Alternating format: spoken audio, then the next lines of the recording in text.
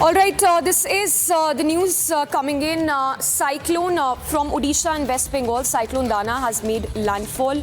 More than 6 lakh people have been evacuated in West Bengal and Odisha. In fact, as we speak, rescue efforts are still on for the people who've been living along the coastal areas.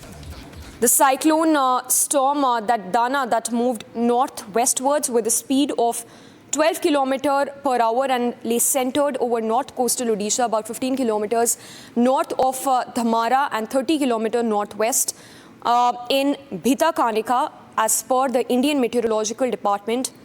Odisha has been making extensive preparations to tackle the cyclone's impact. We have Hridita, who's joining us live from Kolkata, and also Vivek, who's joining us live from Dhamra, Odisha. First up to you, Hridita, good morning. Take us once again through those evacuation efforts. But before we go across to Hridita, let's first up go across to Vivek. Vivek, give us the latest updates coming in. How exactly are the personnel working in tandem to ensure that all those living along the coastal areas are evacuated at the earliest? बिल्कुल आपने सही कहा। धामरा के जो सावित्री सराय गांव है, इस वक्त हम वहां मौजूद हैं। जो तबाही का जो पूरा आलम है, तबाही की जो तस्वीरें हैं वो हम आपको दिखा रहे हैं। ये एक घर में लगा हुआ नीम का पेड़ है जो अब धराशायी हो चुका है, टूट चुका है। दाना तूफान के आगे इसने नतमस्तक कर दिया है। और एक जो गांव यहाँ पर काफ़ी डरा हुआ सहमा था। रात में काफ़ी लोग डरे हुए थे, अंधेरा था और कैसे ज़िंदगी कट रही थी ये सभी लोग जान रहे हैं। तो यहाँ पर जितने भी पेड़ हैं, जो तबाही का मंजर है वो हम आपको दिखा रहे हैं। यहाँ पर एक व्यक्ति हैं, इस गांव में ही रहते हैं। कैसी रात थी आपके लिए? रात 11 साढ़े 11 से पूरा हम लोग सोया नहीं। हवा बहुत जोर हो रहा था और बारिश भी थोड़ा थोड़ा हो रहा था, लेकिन हवा बहुत ज़ोर से मार रहा था। और पास में घर के अगल बगल में पेड़ जो पड़ता है, हम लोग डर जाता हूँ। ठीक है, रात भर पूरा हवा बहुत तेज से चल रहा है। क्या मदद मिली आपको? मदद हम लोग को पहले से सतर्क किया था जो साइक्लोन सेंटर को जाने के लिए। एक और तस्वीर हम आपको दिखाना चाहेंगे। एक तस्वीर के लिए हम थोड़ा, आप इस घर से अगर बाहर निकलेंगे, जो पेड़ है, जो टूटे हुए पेड़ हैं, उसकी तरफ हम आपको लिए चलते हैं। और अगर आप वो तस्वीर अगर आप देखेंगे तो आपको पता चलेगा कि तबाही किस तरीके से मची है। तो यहाँ पर जो तस्वीरें हैं, ये जो है धामरा की सड़क है और जो शेल्टर बनाए गए, कुल 8 शेल्टर हैं, कुल 8 शेल्टर हैं जहाँ पर ये व्यवस्थाएं की गई थी। और 3000 से अधिक लोगों को वहाँ निकाल कर रखा गया था छोटे छोटे पैकेट्स में। तो यहाँ पर जो तस्वीरें हैं बहुत खास है। और यहाँ पर ये जो देखिए ये पेड़ आप देख पाएंगे जो कि अब अभिदोष हो चुका है, धराशायी हो चुका है। कई ऐसे पेड़ जो हैं यहाँ उखड़ चुके हैं, गाड़ियाँ उधर ही हैं। अब जो जहाँ पर शेल्टर बनाए गए हैं वहाँ तक लोगों की पहुँच नहीं है जब तक इस पेड़ को इस सड़क से नहीं हटाया जाएगा। हालांकि काम शुरू है, टहनियाँ काटी जा रही हैं। और एक पेड़ इधर है, हम और आपको दिखाते हैं। एक पेड़ ये है जहाँ पर इसने पूरे रास्ते को ब्लॉक कर दिया है। अगर राहत कार्य के लिए किसी बड़ी गाड़ी को अगर यहाँ आना होगा या फिर छोटी गाड़ी को भी आना होगा तो यहाँ तक उनकी पहुंच हो सकती है, इसके आगे वो नहीं जा सकते।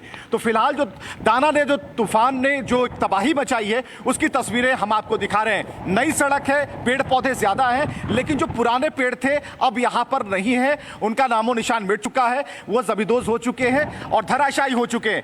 आगे की जो सड़क है, जो गाँव वाले हैं, हवाएं जरूर कम हो गई हैं। सुबह 4 बजे से लेकर 100 किलोमीटर प्रति घंटे की रफ्तार से ये हवाएं चल रही थी और डर काफी ज्यादा था।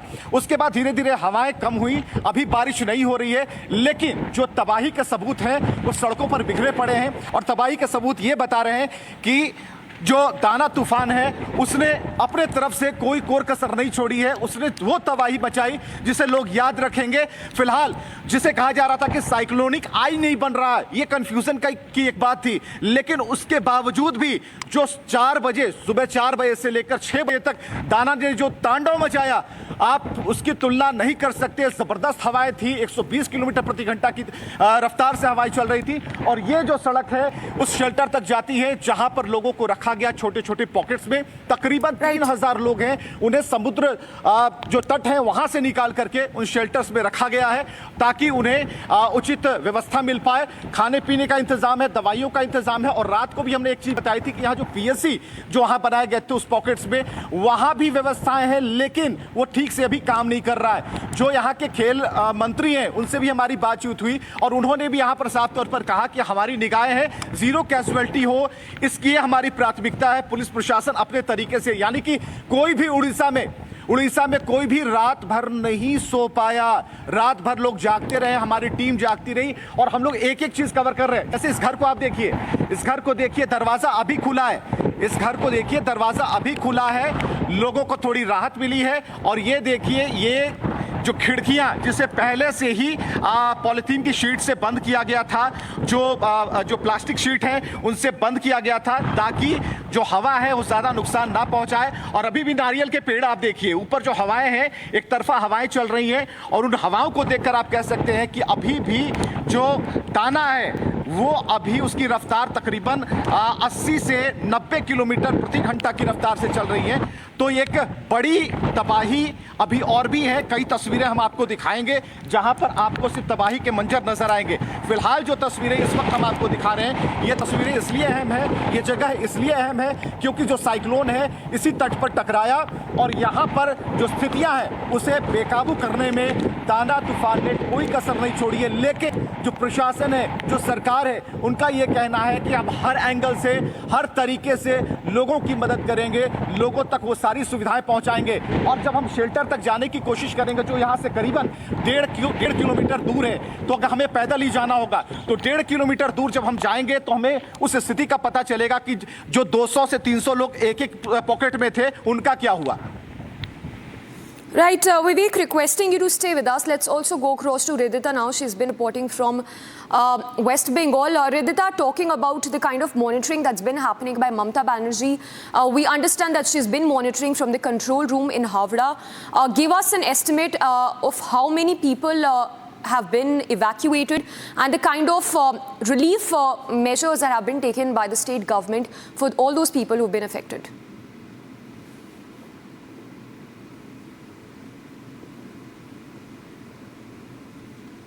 Correct, Samiksha. As we can see, like all the entire night she was in Nobanno last night, controlling and seeing the calamities which has been taking place and how control measures can be taken. So around 3,000 people have been evacuated from various areas like Goshaba, Digha and Bhadrak and lot of areas like that. There has been help centers provided and also we can see there was ahead alerts, micings were done ahead of 2 days where there were like alerts spread. So today what we are getting to know from West Bengal that that landfall process which had started from 11:30 last night had actually taken place in the midnight. So at midnight there were a lot of electricity crisis, but thankfully our team which was there had tried to cover up the areas and a lot of people have been saved from the evacuation areas because hotels, shops, everything has been cleared out last night and rather yesterday afternoon itself all the hotels in Digha and all the tourist areas which are near the beaches have been cleared out, shops had been closed and people have been taken to the relief center by the afternoon itself.